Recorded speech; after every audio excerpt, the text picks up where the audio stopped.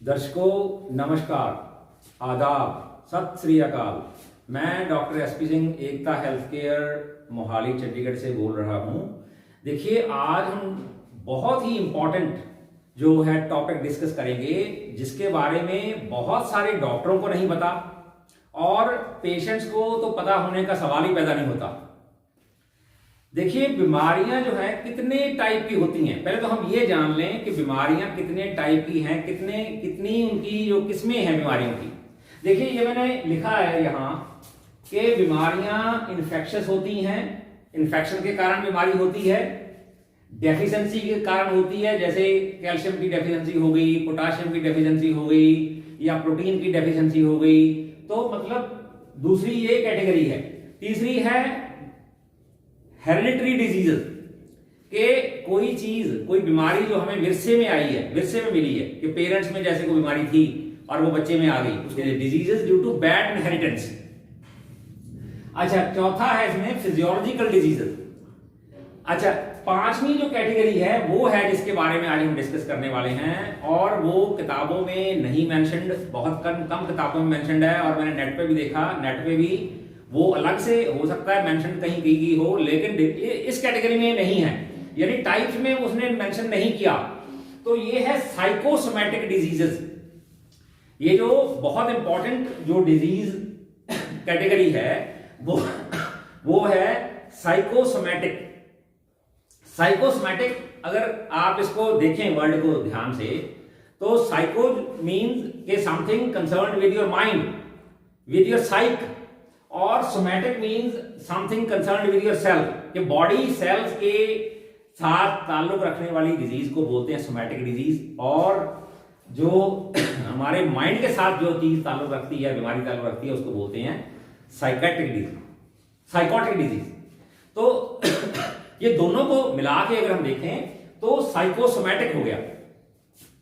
तो अब देखें कि जो भी बीमारियां एग्जिस्ट करती हैं मोस्टली वो साइकोसोमैटिक हैं, लेकिन हम क्या कर रहे हैं, हम उनका ट्रीटमेंट कर रहे हैं सोमैटिक वे से, यानी कि हमारे डॉक्टर जो है उनको ट्रीट करते हैं जैसे वो सिर्फ फिजियोलॉजिकल प्रॉब्लम है, वो सिर्फ फिजिकल प्रॉब्लम है। लेकिन कोई भी बीमारी, जो बीमारी है, जो नेचुरल डिजीज है, वो फिजियोलॉजिकल नहीं होती, उसकी जड़ जो होती है वो हमारे माइंड में होती है। अब एक सिंपल सी स्टेटमेंट मैं बता दूंगा आपको, कि बोलते हैं science is measurement, measurement is science, कि किसी भी चीज को मापना हो तो उसके लिए साइंस है, यानी कि साइंस का दूसरा नाम ही मेजरमेंट है, ये कह लो आप। अच्छा, लेकिन प्रॉब्लम ये है कि जो हमारे इमोशंस हैं, जो हमारा माइंड है, जो वो पार्ट है जो दिखता नहीं है, लेकिन वो हमारी सारी बॉडी को वही कंट्रोल करता है। अब ये देखिए, ये तीन है, माइंड, ब्रेन, ऑर्गन्स। यानी कि आप देखो, जो हमारी इमोशंस हैं, सोचने का ढंग है, नेगेटिव और पॉजिटिव इमोशंस जो होते हैं वो हमारी डिजीजेस का कारण है, और हमारी सारी डिजीजेस जो हैं वहीं से पैदा होती हैं एक्चुअली। लेकिन अगर आप किसी भी डिजीज को फिजिकल लेके चलोगे, जैसे आप डॉक्टर क्या करते हैं, अगर किसी बंदे को एसिड बन रहा है तो क्या करेगा, वो उसका एंडोस्कोपी कराएगा, ठीक है, उसका अल्ट्रासाउंड कराएगा, तो उसमें अगर आ गया ठीक है तो आगे कहेगा आपको ये प्रॉब्लम है और उसका ट्रीटमेंट स्टार्ट कर देगा। एलोपैथी में तो यही फॉर्मूला है। लेकिन अगर किसी प्रॉब्लम को सही तरीके से ट्रीट करना हो तो फिर आपको उसके इमोशनल एस्पेक्ट को देख के ही आप ट्रीटमेंट कर सकते हो, लेकिन उसके लिए आपके पास टूल भी तो होना चाहिए, उसके लिए आपके पास मेडिसिन भी तो होनी चाहिए। तो ये सबसे बड़ी समस्या है आज की। तो ये है स्टोन वॉल, मतलब वो चीज जहां जाके डॉक्टर सिर पटकते हैं अपना, पेशेंट अपना सिर पटकते हैं, लेकिन उनको रास्ता नहीं मिलता।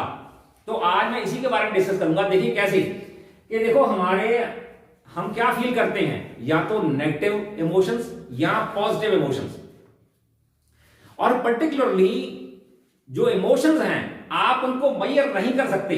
अब आपको किसी अपने फैमिली मेंबर से कितना प्यार है, आप उसको कैसे मेजर करोगे? कितने किलो है, कितने ग्राम है, मेजर कर सकते हो आप? किसी बंदे को कितनी हेट्रेड है, कितनी जेलसी है, ये आप मेजर कर सकते हो? नहीं कर सकते। किसी बंदे को कितना गुस्सा आता है, क्या आप उसको मेजर कर सकते हो? नहीं कर सकते हो। तो ये चीज है जो इंपॉर्टेंट फैक्टर जो डिजीज को पैदा करने में रोल प्ले करते हैं, वो है हमारे नेगेटिव इमोशंस। तो नेगेटिव इमोशंस में देखिए, मैं आपको एग्जांपल देता हूं, उसमें आता है एंगर, गुस्सा, उसमें आती है जेलसी, कि आपको जेलसी बहुत ज्यादा किसी से, कि भी उसको उसके पास ये चीज है, मेरे पास नहीं है, क्यों नहीं है।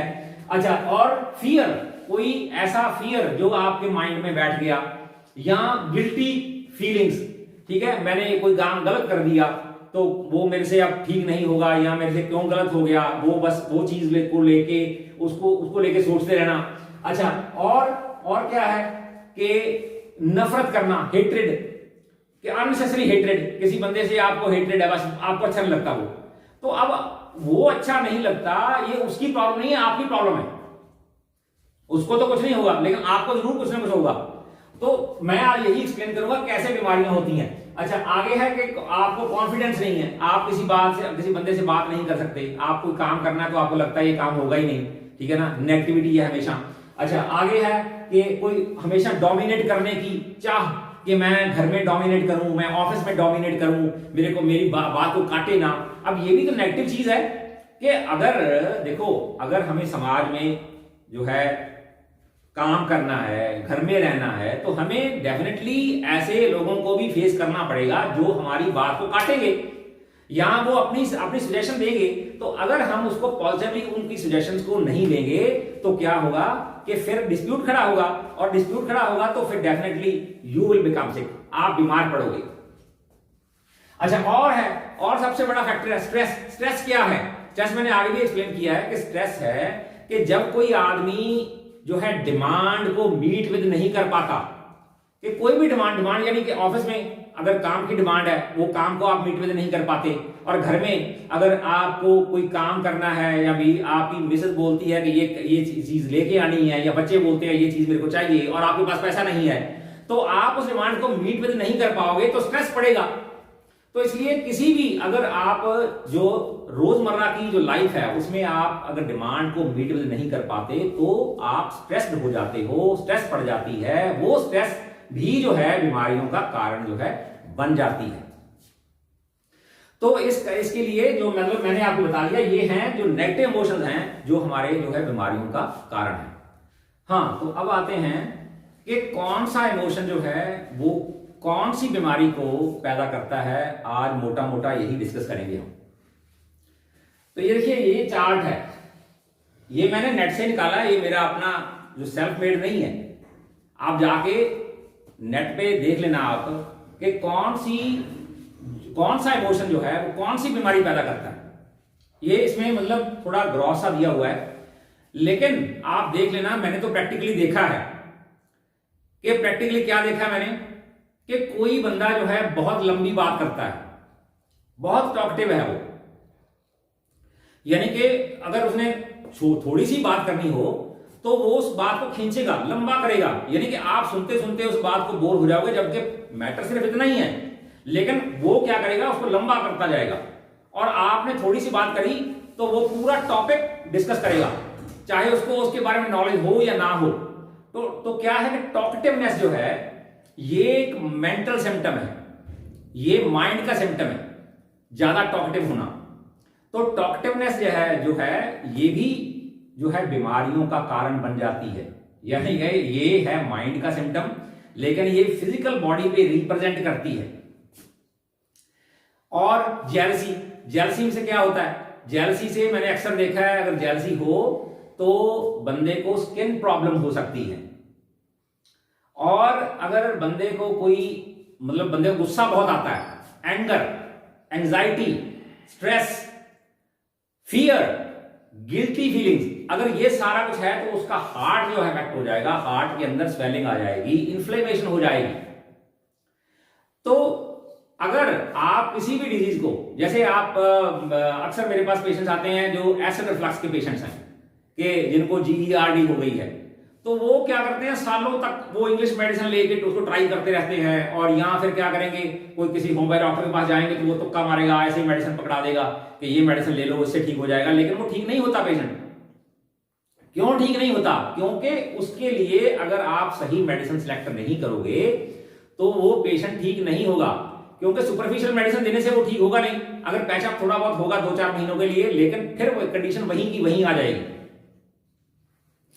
तो देखो इसमें ये चार्ट है, इस चार्ट में बताया गया कि कौन सा फैक्टर जो है वो कौन सी डिजीज पैदा करता है। देखो इसमें पहला है एलर्जीज।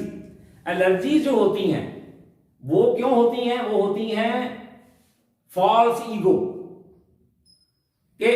आजकल हर बंदा जो है ईगोइस्टिक हो गया, होम में जिसको बोलते हैं पंजाबी में, कि बस मैं ही हूं, बस मैं जो बोलता हूं वही ठीक है, और जब जो बोलते हैं वो गलत बोलते हैं या उनका वर्शन सही नहीं है, जो मेरा वर्शन है वही सही है। ये इसको बोलते हैं ईगो, फॉल्स ईगो, ठीक है। और इसमें क्या है कि सेंसिटिविटी, कि हर चीज मतलब बंदा बहुत सेंसिटिव है, किसी ने थोड़ा सा कुछ उसको बोल दिया तो वो उसको सीरियसली लेके बैठ जाएगा, बस उसको लेके ही वो मतलब अंदर अंदर अंदर अंदर वो जलता रहेगा। तो ये है कारण एलर्जीज का। दूसरा इसमें क्या है, कोल्ड, कि अक्सर जिनको कोल्ड हो जाता है बार बार, क्यों हो जाता है कोल्ड? क्यों होता है कि मेंटल कंफ्यूजन उसका कारण हो सकता है, डिसऑर्डर हो सकता है, या स्मॉल हर्ट्स के बार बार किसी ने हर्ट कर दिया उसको, किसी ने कुछ बोल दिया, इसने कुछ बोल दिया, घर में किसी ने कुछ बोल दिया, तो उसको ही लेके। क्योंकि अगर आप हर चीज को लेके अगर आप सेंसिटिव हो और थोड़ी छोटी बात को लेके आप उसको उस पर गुस्सा करते हो, उसको लेके बैठ जाते हो और उसको सोचते रहते हो, तो क्या होगा कि आप फिजिकली आप सफर करोगे, आपको प्रॉब्लम, फिजिकल प्रॉब्लम फेस करनी पड़ेंगी। तो ये प्रैक्टिकल है, ये चीज जो है ये आप कभी भी देख लेना कि आपके घर में कोई मेंबर हो ऐसा जो एक चीज को लेके बैठ जाता है, बार बार सेंसिटिव है वो बहुत, और वो सोचता रहता है हर उसी चीज को लेके, तो डेफिनेटली उसको कोई ना कोई प्रॉब्लम हो जाएगी, ठीक है। और आगे इसका फैक्ट आगे है जो डायबिटीज। डायबिटीज का कारण क्या हो सकता है कि जिंदगी में कोई मिठास ही नहीं है, कि मेरी जिंदगी में कोई मिठास नहीं, नो स्वीटनेस इन लाइफ, ये कारण है डायबिटीज का। और सेंस ऑफ सॉरो, यानी कि हमेशा जो है मतलब उदासी छाई रहनी, ये भी कारण है डायबिटीज का। तो ये है इमोशनल फैक्टर्स। तो ऐसे मतलब टोटल अगर आप देखो तो ये मतलब ग्रॉसली 22-23 फैक्टर्स ऐसे हैं जो मोटी मोटी बीमारियों को जो है जन्म देते हैं। आप जाके नेट पे देखिए, इनको आपको मिल जाएगा सारा डेटा। मैं आज ये वीडियो इसलिए बना रहा हूं, इसलिए मैंने ये एक्सप्लेन किया है कि लोग जो पेशेंट्स मेरे पास आते हैं या पेशेंट डॉक्टरों के पास जाते हैं, उनको ये बात जो है सीरियसली सोचनी चाहिए कि मेरी प्रॉब्लम जो है फिजिकल ना होके मेंटल है ज्यादा। और अगर आप किसी भी प्रॉब्लम को फिजिकल लेके चलते हो और फिजिकली उसको ट्रीट करने की ट्राई करते हो तो वो ठीक नहीं होती। मैंने प्रैक्टिकली देखा है, ये प्रैक्टिकली मैंने देखी है कि प्रॉब्लम ठीक क्यों नहीं होती। वो इसलिए ठीक नहीं होती कि आदमी के जो है या पेशेंट के जो है इमोशनल फैक्टर्स को कंसिडर नहीं किया जाता। और एलोपैथी में ऐसा कोई फंडा है ही नहीं। एलोपैथी तो इसको मानती नहीं, क्योंकि एलोपैथिक दवाइयां जो हैं वो सिर्फ केमिकल्स हैं और वो सिर्फ फिजिकल बॉडी पे काम करती हैं, इमोशंस तक तो उनकी पहुंच ही नहीं है। वो तो आज भी मतलब रिसर्च कर रहे हैं कि कोई मेडिसिन उनकी जो ब्रेन तक पहुंच कर ले, उनकी मेडिसिन जो बस यहां से नीचे नीचे बस काम करती हैं। तो और जो सही जो इसका जो ट्रीटमेंट है इमोशनल फैक्टर्स का या डिजीजेस जो इमोशंस के कारण होती हैं, वो सिर्फ होम्योपैथी में है। आप देख लेना, मैं आपको एक नहीं मैं आपको हजारों एग्जांपल दे सकता हूं जिसमें आपको पता चल जाएगा। अभी रिसेंटली मेरे पास एक केस था, तो उसमें एक यंग लड़की है, उसको स्किन प्रॉब्लम हुई। स्किन प्रॉब्लम हुई तो उसको मैंने जब उसकी हिस्ट्री ली तो मैंने उसको अपने तरीके से सिलेक्ट करके मेडिसिन दे दी, लेकिन वो मेडिसिन जो है उसने उसको वर्स कर दिया। वो मेडिसिन से उसने ठीक तो नहीं वो हुई और उसकी कंडीशन जो है वर्स हो गई। तो थोड़े दिनों बाद उसकी कॉल आई। कॉल आने के बाद उसने मेरे को बताया कि मेरी कंडीशन बहुत वर्स हो गई है, लेकिन उसने एक मेरे को मैसेज किया, फोन पे एक मैसेज आया। उस मैसेज में उसने जो मतलब एक्सप्लेन किया पूरा, वो इतना लंबा मैसेज था कि मैं तो पढ़ते पढ़ते ही थक गया उसको। तो जैसे ही मैंने मैसेज देखा कि टेलीफोन पे इतना लंबा मैसेज किया गया है, उसने पहले टाइप किया होगा फिर मेरे को भेजा होगा, तो मतलब इतना टाइम है किसके पास? तो ये क्या है? ये एक मेंटल कंडीशन है, इसको बोलते हैं, मैंने जैसे बताया कि टॉकेटिवनेस, कि बंदा जो है बहुत लंबी बात करता है। मैंने वहीं से पकड़ा उसको और बाकी सिम्टम को कंफर्म किया कि बाकी सिम्टम क्या इससे मैच करते हैं कि नहीं करते। तो मैंने देखा कि मैच करते हैं तो medicine they the and the condition improved immediately. और वो अब कंडीशन जो है उसकी जो जैसे वर्स हुई थी वो सारी कंडीशन रिवर्स होके अब वो उसकी स्किन प्रॉब्लम भी ठीक है और वो पेशेंट जो है ऑलमोस्ट 60-70% रिकवर कर चुका है। अभी इस बात को ज्यादा दिन नहीं हुए, ऑलमोस्ट 20 डेज हुए होंगे। तो मेरा कहने का मतलब ये है कि प्रॉब्लम जो होती हैं वो स्ट्रेस के कारण होती हैं, वो जेलसी के कारण होती हैं, वो हेट्रेड के कारण होती हैं, वो सप्रेस्ड एंगर के कारण होती हैं। अब सप्रेस्ड एंगर है, देखो सप्रेस्ड एंगर अगर होगा, जैसे सप्रेस्ड एंगर कैसे होता है कि जैसे बंदा कोई ऑफिस में काम करता है, उसका बॉस है, वो बॉस उसका जो है वो उसको गुस्से होता है किसी बात पे या उसको डांटता है। अब वो बंदा जो है उसको गुस्सा आ गया, लेकिन वो गुस्सा बॉस पे तो निकाल नहीं सकता, या तो वो गुस्सा किसी और पे निकालेगा, और अगर नहीं निकालेगा वो गुस्से को अंदर ही लेके बैठ जाएगा। अब वो रिएक्ट कर नहीं सकता क्योंकि नौकरी उसको सर्विस करनी है। अगर उसको सर्विस नहीं ना करनी हो तो वो रिएक्ट करेगा और छोड़ देगा सर्विस। लेकिन अब उसको पता है कि मैं बच्चे कैसे पालूंगा, मैं अपनी फैमिली कैसे चलाऊंगा, इसलिए मेरे को सर्विस तो मेरे को करनी है। अब जो बॉस ने कहा है मेरे को सुनना पड़ेगा। तो क्या हुआ कि ये कंडीशन है, इसको बोलते हैं रिजर्व्ड एंगर या सप्रेस्ड एंगर। तो ये सप्रेस्ड एंगर जो क्या करेगा, उसका ब्लड प्रेशर बढ़ा देगा, उसका ब्लड प्रेशर शूट कर जाएगा। तो फिर ब्लड प्रेशर शूट करेगा तो फिर वो क्या करेगा, फिर वो अल्फा डॉक्टर के पास जाएगा तो वो कहेगा अब आपका ब्लड प्रेशर शूट कर गया, अब आपको ये गोली जो है हमेशा के लिए लेनी है, सारी उम्र के लिए लेनी है। अब वो गोली पे चला गया, असली जो ट्रीटमेंट उसका होना था वो तो हुआ ही नहीं, वो फैक्टर किसी ने कवर नहीं किया या उनके पास ऐसा कोई सिस्टम ही नहीं है कवर करने के लिए। अगर वो समझदार हो तो किसी होम्योपैथ डॉक्टर के पास जाए और अपना ट्रीटमेंट सही तरीके से कराए। लेकिन वो क्या करता है, भाग के जाता है कहां है, एलोपैथ डॉक्टर के पास, और वहां उसको गोली दी जाती है, वो टैबलेट पे डाल दिया जाता है कि सारी उम्र टैबलेट लेनी है। अब उस टैबलेट का जो आफ्टर इफेक्ट आएगा वो तो उसको फेस करना ही पड़ेगा।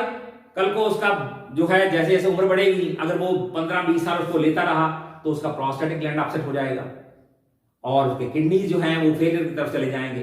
तो ये सारे फैक्टर्स जो हैं ये आएंगे और उसको फेस करने पड़ेंगे। लेकिन मैं जो बात कर रहा हूं वो पेशेंट्स को एजुकेट करने के लिए कर रहा हूं कि भाई जो प्रॉब्लम होती है वो फिजिकल ना होके मेंटल ज्यादा होती है, और अगर आप उस मेंटल फैक्टर को कवर नहीं करोगे या कोई डॉक्टर उसको कवर करके मेडिसिन नहीं देगा और मेडिसिन वहां तक नहीं पहुंच करेगी तो क्या होगा कि फिर आपको फिजिकल प्रॉब्लम्स का सामना परमानेंटली करना पड़ेगा। एक के बाद दूसरी, दूसरे के बाद तीसरी प्रॉब्लम आती जाएगी और आप ट्रैप होते चले जाओगे। और यही है आजकल जो हो रहा है दुनिया में, यही हो रहा है।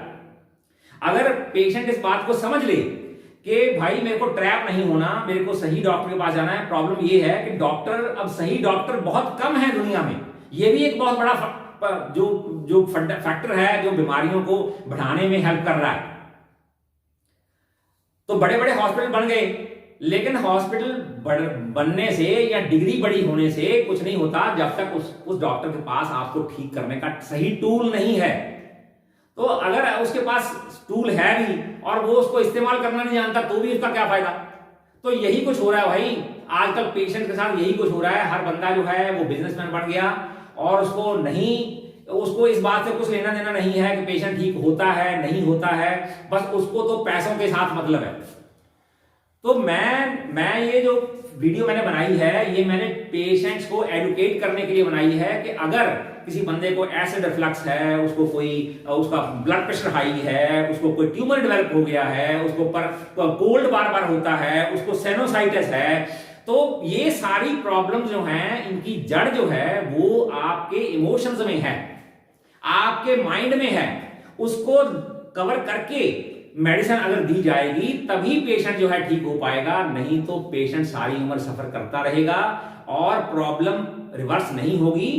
तो ये चीज मैंने सारी आपको एक्सप्लेन कर दी। ये मैंने इसके ऊपर मैंने बहुत कम वीडियोस मैंने देखी हैं, नहीं देखी मैंने ज्यादा, लेकिन मैंने आपको वो फंडा दे दिया जो कोई डॉक्टर नहीं देता और डॉक्टर इसको एक्सप्लेन करने की ट्राई नहीं करते और पेशेंट्स को इसके बारे में पता नहीं है। इसी कारण जो है इतनी सारी बीमारियां बढ़ गई हैं और इतने सारे पेशेंट जो हैं अपना पैसा जो है वो हार्ड अर्न मनी जो है वो बर्बाद कर रहे हैं और बार बार डॉक्टरों के चक्कर लगाते हैं। तो साइकोसोमैटिक डिजीज ही असली डिजीज है, मैं तो ये कहूंगा। बाकी सारी डिजीज जो है देखो इसमें इन्फेक्शस डिजीज है, चलो जी कोई इन्फेक्शन हो गई, ठीक है, इन्फेक्शन होगी तो चलो उसका ट्रीटमेंट हो जाएगा, वो तो एक्यूट डिजीज है। अगर किसी बंदे को डेफिशिएंसी है, अगर टेस्ट में आ गई तो चलो उसका भी खाना पीना अगर सही करवा लोगे तो डेफिशिएंसी डिजीज भी ठीक हो जाएगी। अच्छा, तीसरा है इसमें बैड इनहेरिटेंस के पीछे से विरसे में मिली है कोई चीज, तो वो भी होम्योपैथिक मेडिसिन से कवर हो सकती है। उसमें उसके लिए होम्योपैथिक मेडिसिन हैं जो उसको पेशेंट्स को कवर कर सकती हैं, ठीक कर सकती हैं। अब चौथी जो है फिजियोलॉजिकल डिजीज जो है वो इमोशंस के कारण ही होती है, और असली जो डिजीज है वो है साइकोसोमैटिक, कि आपका साइक पहले जो है बिगड़ेगा, उसके बाद आपको सोमैटिक डिजीज होगी। तो साइकोसोमैटिक डिजीज को अगर सही तरीके से कोई बंदा जो है वो ट्रीटमेंट करेगा उसका, यानी कि ऐसी मेडिसिन जो दोनों फैक्टर्स को कवर करेगी, या ये कहो कि उसके जो कंट्रोलिंग सेंटर है उसको अगर वो कवर करेगी तभी पेशेंट ठीक हो पाएगा। अदरवाइज अगर आप फिजिकल चीज को लेके या उसकी स्किन प्रॉब्लम को लेके या उसके GERD को लेके या उसके लंग्स में कोई प्रॉब्लम है उसको लेके अगर आप ट्राई करोगे ठीक करने की, तो पेशेंट कभी ठीक नहीं होगा। पेशेंट उसकी कंडीशन वैसे की वैसे बनी रहेगी और वो सफर करता रहेगा। इसलिए आज के लिए इतना ही। Thank you very much.